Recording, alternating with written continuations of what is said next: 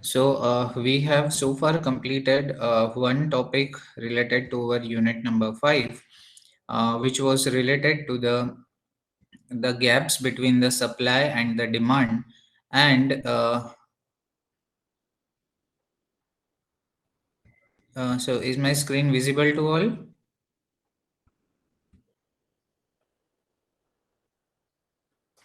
Okay. So we have completed our first topic related to the methods to minimize the supply demand gap, renovation, modernization of the power plant, and the reactive power management. So in the reactive power management, we have seen that how the installation of the capacitor bank helps us to improve the power factor of the consumer, and how the improvement in the power factor actually helps the consumer to reduce the demand, and thereby reducing the completely the electricity bill of that particular consumer. So this we have seen so far. Today we will be moving ahead with the next topic, that is the demand side management. And in that we will also see the conservation in motors, pumps and fan system, and also what is the meaning of the energy efficient motors, and how all these technologies are slowly being coming, and these are actually replacing the older ones with the new and energy efficient technologies. So this we will be going through in today's lecture. Basically we will be focusing on the demand side management part, and then gradually we will start with the conservation in motors, pump and fan systems from tomorrow onwards. So let us know what are the learning outcomes of this particular topic. The learning outcomes from this particular topic is that at the end of this unit, you all will be able to understand the present demand side management, and remember the methods of energy conservation in the motors. So this is what is the learning outcomes from this particular topic related to the demand side management, energy conservation in motors, fans, and what do we mean by the energy efficient motors. So this is what we are going to learn from this particular topic. And now let us start with the first part, that is the need of the electrical load management. So basically before we move ahead related to the uh, demand side management exactly, what this demand side management is, how this demand side management helps to improve the efficiency of the overall system, and how the demand side management is correlated with all this topic. Let us first understand it, and then let us first understand the background of it basically, and then we shall see what are the various methods by which the demand side management is being done.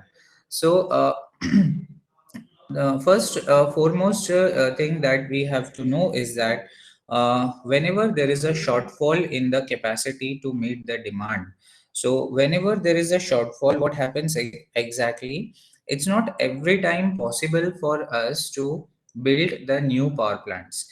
Reason you all know, whenever we are planning for a new power plant, in order to meet the shortfalls in the capacity, or to meet the demands, it involves what we can say, it will involve firstly cost. You can see in the second point, capacity addition is costly and long time prospect.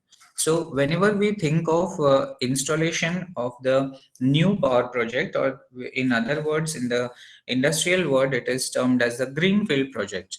So when we talk about the greenfield project, what happens is that it involves a lot of cost. That is, whenever we think of installation of a new power plant, first and foremost thing that will come into picture is the cost.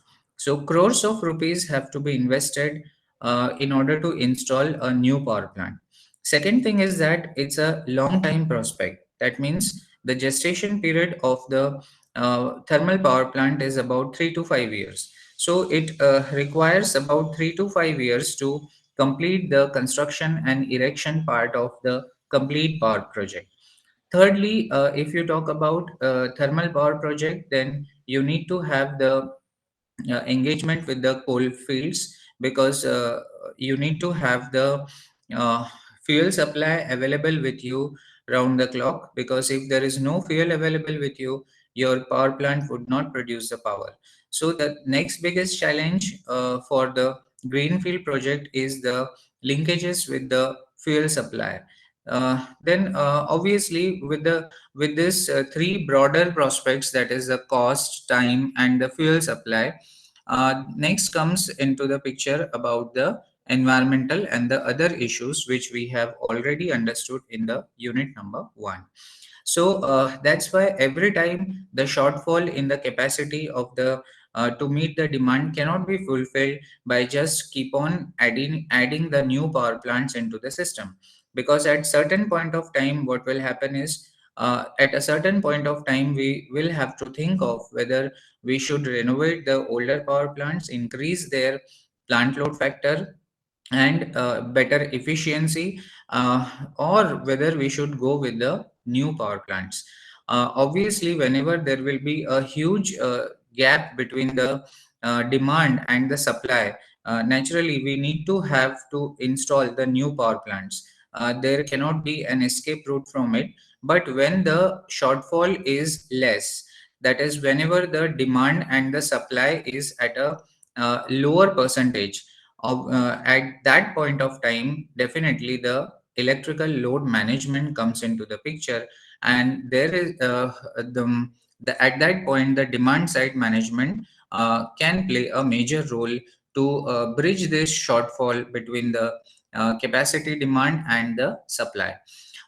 Third point is better load management at user end helps to minimize the peak demands on the utility infrastructure.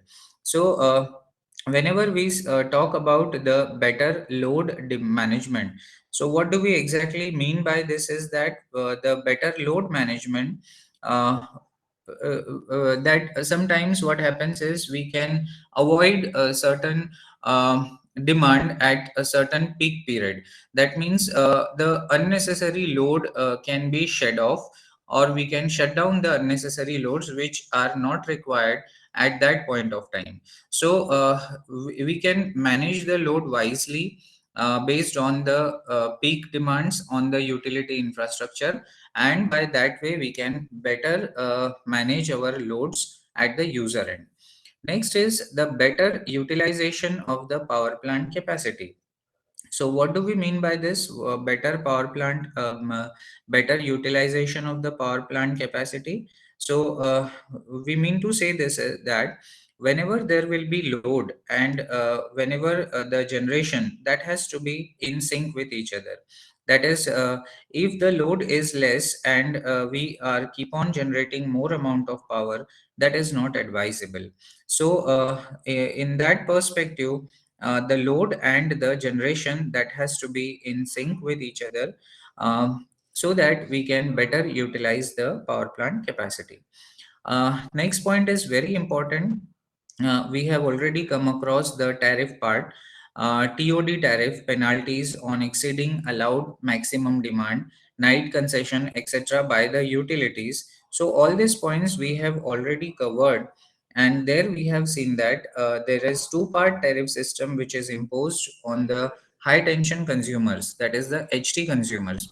So whenever we talk on the HT consumer, what happens is there is two-part tariff system which is implemented. The first part is due to the demand charges, and the second part is the actual energy consumption of that particular consumer. So whenever we talk of such type of things, then what happens is that the time of day tariff. So there you can see TOD tariff. What is the meaning of TOD is time of day tariff. So time of day tariff means at which part of the I'll be showing you the load curve in the coming slides. There you will be able to know in a better position. But now you all already know what is the meaning of TOD tariff. TOD stands for time of day. So at which time you are using what amount of load, that depends, that will actually reflect in your electricity bill. So this is basically a type of the tariff system which is being charged by the utilities. So TOD tariffs, then penalties on exceeding the allowed maximum demand. That is, whenever you exceed your maximum demand, let's say if the maximum demand is 200 kVA and the user is exceeding the maximum demand, then in that case the utility will charge the penalty to that particular consumer.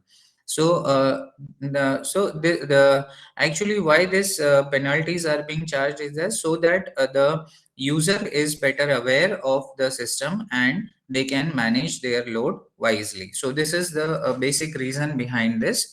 So TOD tariff, penalties on exceeding allowed maximum demand, night concession, etc. by utilities. These are the various forms of the system which the utilities charge on them. Then demand charges constitute considerable portion of the electricity bill.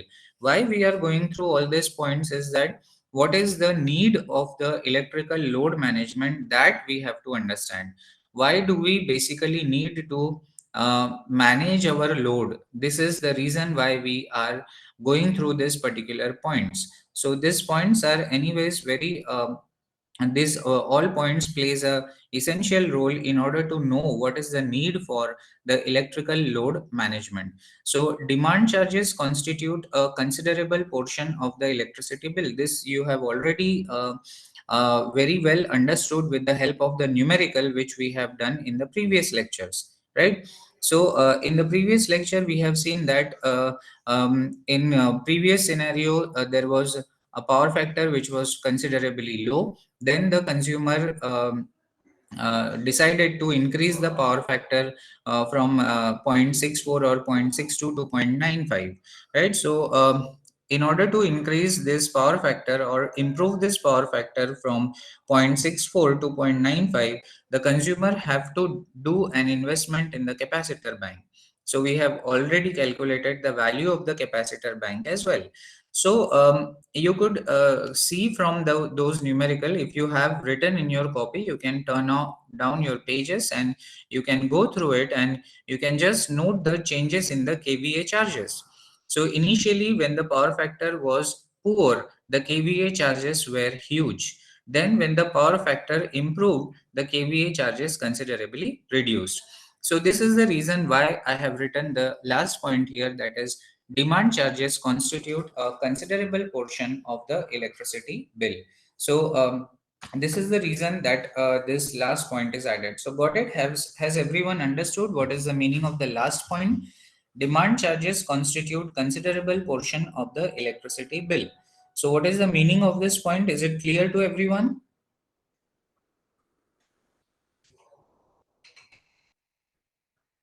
Yes, please reply first.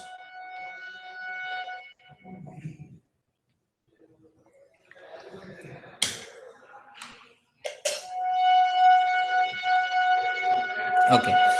So in a better way, we can understand that there is a need for an integrated load management to effectively control the maximum demand. That means if we want to control our maximum demand, then there is a need for an integrated load management system. Then only we will be in a better position to manage our loads, or in other words, what is the role of the electrical load management, that we can understand very well if we can integrate all this load management strategies effectively. Okay, so is it clear everyone? Has everyone understood the background or what is the need of this particular system that we are uh, dealing with here? So is it clear to everyone what is the role of the electrical load management or what is the need of the electrical load management?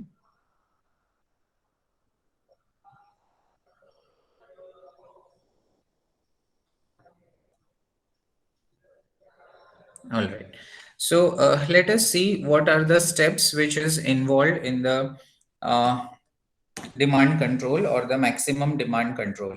So one by one we will see. The first point is load curve generation. Then is rescheduling of loads. Then we will see what is the storage of products, how the storage of product strategy helps us to uh, control our maximum demand. Then shedding of the non-essential loads and the operation of the captive generation. Similarly, the reactive power compensation. So these are all the techniques or the steps which are involved in the maximum demand control. So, all these points are very much essential in the demand side management. We will take one point today, and rest of the points we will see tomorrow. The first point that is related to the load curve generation, this we will see today. So, this is what we understand by the load curve management. So, here you can see. Here we have the complete 24 hours. So right from the morning 7 o'clock till the morning 6 o'clock on the next day, hours are taken. That is 24 hours is there in the x-axis, and in the y-axis the demand is plotted. So at 7 o'clock, what is the demand that we can see from here? It's approximately 600. Then at 8 o'clock, it has slightly risen, that is maybe 650 or 700. Then at 9 o'clock, we can see there is a shoot up. So from 9 a.m.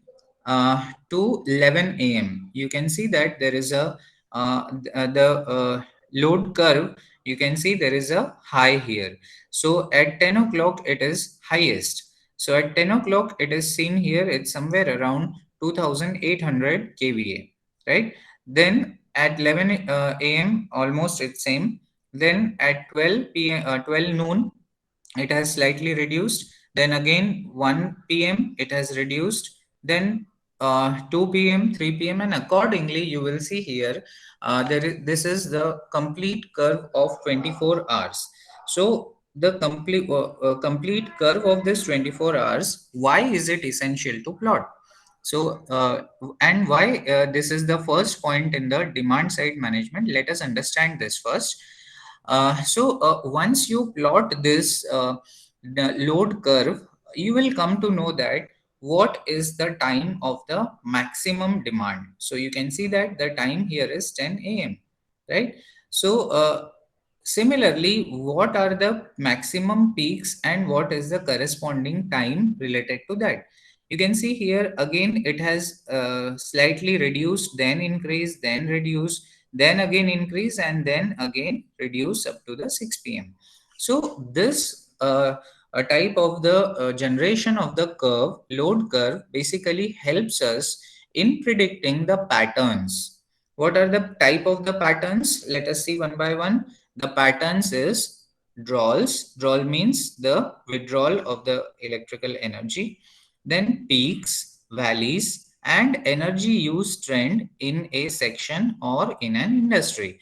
So, whatever industry for which we are basically plotting this load curve, that particular industry's pattern of the curve will be set here. That is, what is the time when there is a maximum peak? This all the bar chart which you can see here, the maximum points are called peaks and the minimum points are called the valleys. So this is the technical term which is used in the energy conservation part.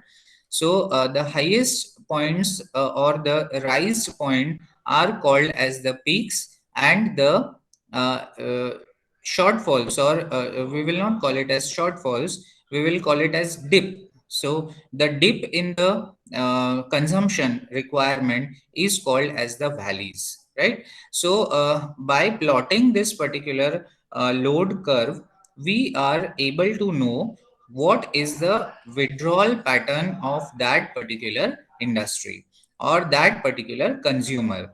Similarly, with the help of this particular curve, we come to know what is the peak period or what is the time which is corresponding to the peak consumption of the uh, demand, and what is the time which is corresponding to the valley. So once we know this pattern, we can design an appropriate controller for this particular system. Like we can see here, from this particular graph, 10 a.m., 11 a.m., then 3 p.m., 4 p.m., then 6 p.m., 7 p.m., then 10, 11, and midnight. So these are some of the points where there is a rise in the consumption. So rise in the demand. So what can be done? Can we design a controller which can optimize the withdrawal pattern? Can we generate such type of a controller which will actually switch off some loads at the time of the maximum peak, so which are not required actually. Otherwise you will say that if there is a requirement of power, and if we are simply switching off our load, that doesn't serves the purpose of the energy conservation, right? What does the energy conservation speaks? Energy conservation says that we have to manage our load. We don't have to shut down our load, right? So can we design such type of a controller which can take care of this type of things, and which can actually predict the pattern of the consumption, and based on the prediction of the pattern of consumption, whether this demand controller will be in a position to make its own decisions, and to readjust the load pattern. Like can we do such thing that wherever there are valleys, can we switch some part of this load to that valleys? Can it be done?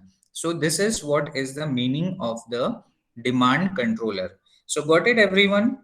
We are not telling that we have to shut down some loads, but can we reduce some part of this load and give to the load which is at 7 o'clock on 8 o'clock? So that can serve our purpose, and by that way we can actually make a even distribution of the graphs, right? So here in this graph you will see somewhere it is very less, somewhere it is very high. So can we realign this particular graph, and can we remodify this particular graph and make the bars almost even? I cannot say that it will be even, because some part the load may be different, at some part of the day the load may be different. So that will depend on the nature of the load, at which time which type of load is to be switched on or off, right? So still we can make our own justifications, and we can make our own assumptions based on the pattern, once we know the pattern of this entire load curve. But if we don't know the pattern of the load curve, then we cannot predict at which time what amount of the generation is required. In the previous slide, we have seen that uh, in this point, better utilization of the power plant capacity. So if there is a power plant available with us, and the power plant doesn't know what is the requirement of the consumer, then the power plant will constantly generate the same amount of power throughout the day, right? But if the power plant is well aware that what amount of power is required at which time, so accordingly the power plant can schedule their generation activity, and they can generate according to the requirement of the demand from the consumer. Got it? Is that clear, everyone? Is this point well understood by everyone? This is a very important point in the energy conservation sector. In the energy audit sector, this point plays a major role in the demand side management. So, is this point clear to everyone? Please reply fast on the chat box.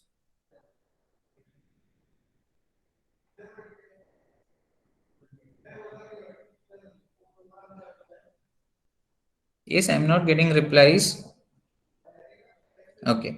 So I hope you all have understood that what is the meaning of load curve generation, and why at all we require the load curve generation.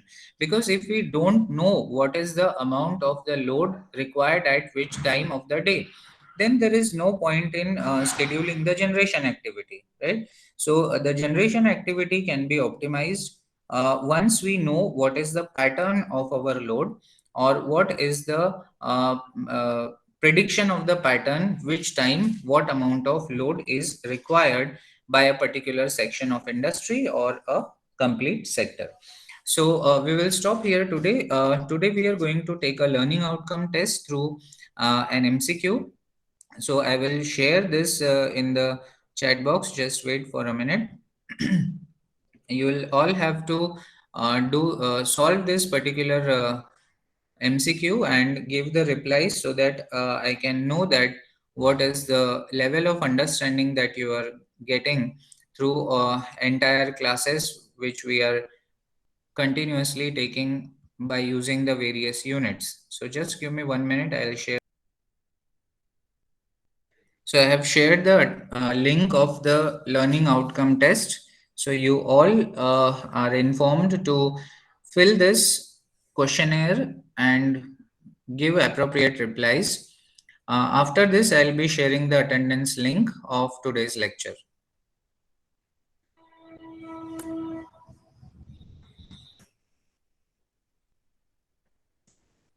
So I have posted the attendance link as well.